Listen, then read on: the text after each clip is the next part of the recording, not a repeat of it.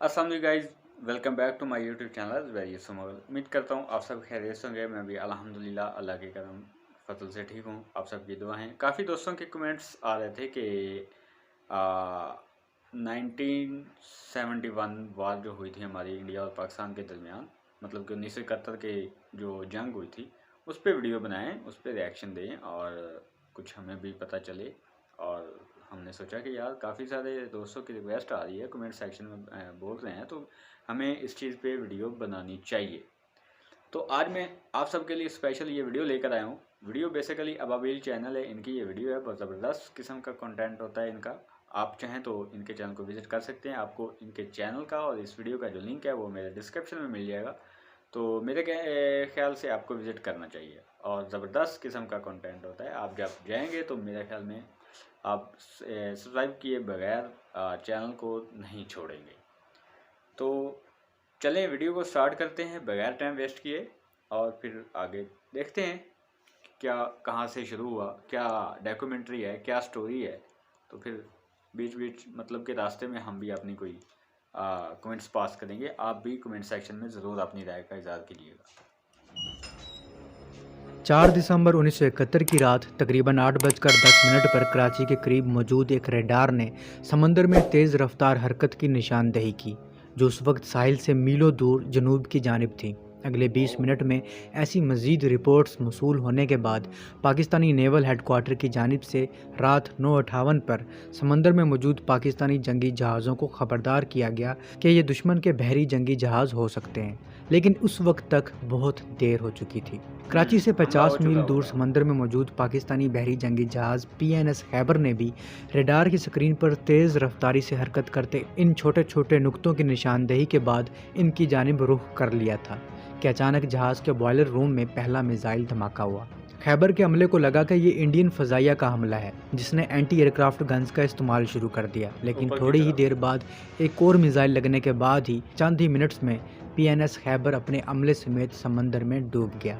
कराची पर पाकिस्तान और इंडिया के दरमियान बाज़ाब्ता तौर पर 1971 की जंग छिड़ जाने के बाद इंडियन नेवी की तेज़ रफ्तार मिसाइल बोट्स का हमला शुरू हो चुका था। पाकिस्तान की नेवी जंग लड़ने की पोजीशन में नहीं थी। कराची पर इंडियन नेवी के हमले की तफसील में जाने से पहले इसका पस मंज़र जानना ज़रूरी है, जो 1965 की जंग से शुरू होता है। पाकिस्तान और इंडिया के दरमियान इस जंग के दौरान इंडियन नेवी तकरीबन गैर फ़ाल रही, जबकि पाकिस्तान नेवी ने न सिर्फ इंडियन शहर दवारका पर हमला किया बल्कि अपनी आबदोज गाजी के ज़रिए इंडियन नेवी को मुंबई तक महदूद कर दिया। इस अच्छा, बहरी जंग के तो अपने नताइज हदूद के इंडियन अंदर नेवी रख के दिया। लिए काफ़ी शर्मिंदगी का बाइस थे और इंडियन हुकूमत ने 1965 की जंग से सबक हासिल करते हुए बड़े पैमाने पर नेवी को बेहतर और मजबूत बनाने पर काम शुरू किया। दूसरी क्योंकि जानब अभी तक वो पाकिस्तान की कर रहे नेवी के हैं। साथ बिल्कुल उलट मामला हुआ।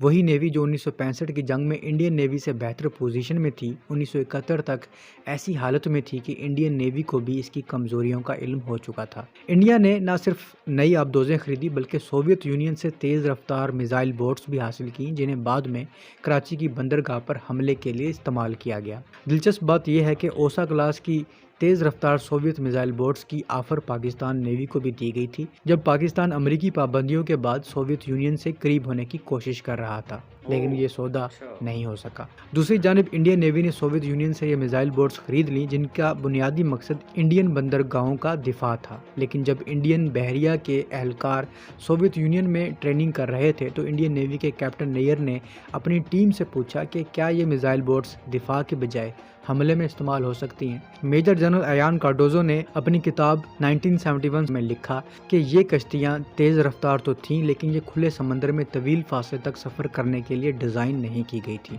तेज़ रफ्तारी की वजह से वो बहुत ज़्यादा ईंधन लेती थी और किसी भी हालत में 500 नॉटिकल माइल से आगे नहीं जा सकती थी। इसके अलावा ये कम ऊंची कश्तियाँ थीं, जिनकी वजह से समंदर की ऊंची लहरें इनके ऊपर से गुजर सकती थी। इन मिसाइल कश्तियों के जारहाना इस्तेमाल के बारे में इंडियन बहरिया के मुंतखब अफसरान के दरमियान मुशावरत हुई और 8 मिसाइल बोट्स को बहरिया के जहाज़ों के ज़रिए कोलकाता से मुंबई तक पहुंचाया गया। इन मिसाइल कश्तियों से दूर दराज के अहदाफ को तबाह करने के लिए कई मशक़ें की गईं। इंडियन बहरिया के अफसरान रडार रेंज और मिसाइलों के दुरुस्त हदफ देख कर हैरान रह गए, طے پایا کہ اگر جنگ شروع ہوتی ہے تو ان میزائل بوٹس کو کراچی پر حملہ کرنے کے لیے استعمال کیا جائے گا۔ جنگ سے قبل انڈین نیوی کے سربراہ ایڈمرل ایس ایم نندا ایک اخبار کو انٹرویو دیتے ہوئے کہہ چکے تھے کہ انہوں نے اپنے کیریئر کا آغاز کراچی سے کیا تھا، جس کی وجہ سے انہیں کراچی بندرگاہ کی ترتیب اور انتظام کا مکمل اندازہ ہے۔ انہوں نے برملا اس بات کا اظہار کیا کہ اگر انہیں موقع ملا تو وہ کراچی کی بندرگاہ پر حملے سے نہیں چوکیں گے۔ پاکستان نیوی کی آبدوز ہنگور کے کمانڈر جنگ چھڑنے سے پہلے ہی کراچی سے روانہ ہو چکے تھے۔ انہیں ممبئی کے قریب کا علاقہ سونپا گیا تھا جہاں وہ نیول ہیڈ کوارٹر کے احکامات کا انتظار کر رہے تھے۔ بی بی سی سے بات کرتے ہوئے کیپٹن احمد تسنیم نے بتایا کہ 3 دسمبر کی رات ہمیں 6 انڈین بحری جنگی جہاز جن کا رخ کراچی کی طرف تھا نظر آئے۔ میں نے ریڈیو سائلنس بریک کی اور نیول ہیڈ کوارٹر کو کوڈ ورڈ میں بتایا کہ اتنے جہاز ممبئی سے نکلے ہیں اور ان کا رخ کراچی کی جانب ہے۔ اس وقت تک احمد تسنیم کو ایسا کوئی حکم موصول نہیں hua تھا کہ وہ ان جہازوں کو نشانہ بناتے، ورنہ انڈین نیوی کا یہ منصوبہ شروع ہونے سے پہلے ہی ختم ہو سکتا تھا۔ ان کا خدشہ درست تھا کیونکہ یہ بحری جہاز انڈین نیوی کے اس مغربی فلیٹ کا حصہ تھے جسے کراچی کی بندرگاہ پر حملے کا مشن سونپا گیا تھا، اور اس وقت وہ ممبئی سے اوکھا پورٹ کی جانب روانہ ہوئے تھے۔ 4 دسمبر سن 1971 کی رات 3 میزائل بوٹس نپات، نرگٹ اور ویر کراچی کے لیے روانہ ہوئیں۔ انڈین نیوی نے پاکستانی فضائیہ سے بچنے کے لیے رات کا وقت چنا تھا۔ انڈین نیوی کے ریٹائرڈ ایڈمرل ایس ایم نندا اپنی سوانح عمری دی مین ہو بومبڈ کراچی میں لکھتے ہیں کہ یہ طے پایا کہ حملہ رات کو کیا جائے گا۔ یہ میزائل کشتیاں سورج غروب ہونے تک کراچی میں تعینات جنگی طیاروں کی پہنچ سے دور رہیں گی۔ رات کو تیزی سے کام انجام دینے کے بعد وہ صبح تک پاک فضائیہ کی پہنچ سے بھی باہر ہو جائیں گی۔ دوسری جانب پاکستان نیوی نے ہنگور کی جانب سے اطلاع ملنے کے بعد پی این ایس خیبر اور دیگر جنگی جہازوں کو سمندر میں پیٹرولنگ کے لیے بھیج دیا گیا تھا، جو 4 دسمبر کی رات اس حملے سے پہلے کراچی کے جنوب مغرب میں گشت کرتے ہوئے انڈین نیوی کے غیر متوقع حملے کا شکار ہوئے۔ The story of the Pakistan navy میں لکھا گیا کہ ابتدائی طور پر خیبر کے کمانڈنگ آفیسر نے سمجھا کہ چمکدار سفید روشنی انڈین طیاروں کی طرف سے داغا گیا فلیئر ہے، لیکن وہ جس رفتار سے آگے بڑھ رہا تھا اس سے یہ اندازہ ہوا کہ یہ شاید انڈین طیارہ ہے۔ وہ میزائل خیبر کے الیکٹریشین میس ڈیک سے ٹکرایا اور فوری ہی خیبر کے انجن نے کام کرنا بند کر دیا اور پورے جہاز کی بجلی چلی گئی۔ اس اندھیرے میں جہاز سے ملٹری ہیڈ کوارٹر کو پیغام بھیجا گیا کہ دشمن کے طیاروں نے جہاز پر حملہ کر دیا ہے۔ نمبر 1 بوائلر ہٹ، شپ سٹاپڈ۔ تھوڑی ہی دیر میں ایک دوسرا میزائل خیبر کو لگا جس کے بعد جہاز ڈوبنا شروع ہو گیا۔ مائن سویپر پی این ایس محافظ نے ڈوبتے ہوئے خیبر کے عملے کی مدد کی کوشش کی تو انڈین نیوی کے میزائل بوٹ ویر نے 11:20 پر اس پر بھی میزائل داغا جس سے پی این ایس محافظ بھی تباہ ہو گیا۔ انڈین حملے کے دوران کراچی بندرگاہ پر بھی کافی میزائل داغے گئے، جبکہ اسی حملے کے دوران انڈین نیوی کی ایک میزائل بوٹ نے ایک لائبیرین جہاز وینس چیلنجز کو بھی میزائل سے تباہ کر دیا۔ اس تجارتی جہاز کو تباہ کرنے کے بعد انڈین نیوی کی جانب سے دعویٰ کیا گیا کہ یہ جہاز ہتھیار لے کر جا رہا تھا، جسے پاکستان نیوی نے غلط قرار دیا۔ پاکستان نیوی کو 5 دسمبر کی صبح پی این ایس محافظ اور پی این ایس خیبر کے بچ جانے والے عملے سے اس حملے کی تفصیلات ملی تو یہ معمہ حل ہوا کہ 4 دسمبر کی رات انڈین فضائیہ نے نہیں بلکہ انڈین نیوی کے تیز رفتار میزائل بوٹس نے حملہ کیا تھا۔ میجر جنرل فضل مقیم خان اپنی کتاب پاکستان نیوی ایٹ وار میں لکھتے ہیں کہ پاکستان نیوی کی جانب سے اس حملے کے جواب میں پاکستانی فضائیہ سے رابطہ کیا گیا کہ انڈین نیوی کے میزائل بوٹس پر فضائی حملہ کیا جائے۔ فضل مقیم لکھتے ہیں کہ پاکستانی فضائیہ کی جانب سے جواب دیا گیا کہ جنگ میں ایسا ہوتا ہے اور ہم کچھ کرنے کی کوشش کرتے ہیں۔ آسٹریلین مورخ جیمز گولڈرک اپنی کتاب نو ایزی آنسرز میں لکھتے ہیں کہ پاکستانی فضائیہ نے جواب میں تاخیر سے ایک سنہری موقع کھو دیا کیونکہ انڈین نیوی کی میزائل بوٹس کو خرابی کا سامنا تھا۔ پاکستان کی فضائیہ کی جانب سے انڈین پورٹ اوکھا پر حملہ تو کیا گیا جہاں سے انڈین بحری بیڑے نے اپنے حملے کا آغاز کیا تھا، لیکن تب تک انڈین نیوی اپنی میزائل بوٹس وہاں سے ہٹا چکی تھی۔ پاکستان فضائیہ کے اس حملے سے اتنا ضرور ہوا کہ ایمونیشن اور فیول ڈمپ تباہ ہو گئے، جس کے باعث انڈین نیوی کا کراچی پر ایک اور حملے کا منصوبہ تعطل کا شکار ہو گیا۔ پاکستان نیوی کو پہلے حملے کے بعد اس بات کا احساس ہو گیا تھا کہ انڈین نیوی تیز رفتار میزائل بوٹس کا استعمال کر رہی ہے، جس کے میزائلز کی لمبی رینج اور رفتار کے باعث رات کی تاریکی میں فضائی مدد کے بغیر روکنا مشکل ہے۔ اسی لیے پاکستان نیوی کے جہازوں کو رات کے وقت بندرگاہ میں محفوظ مقام پر رہنے کی ہدایت دی گئی۔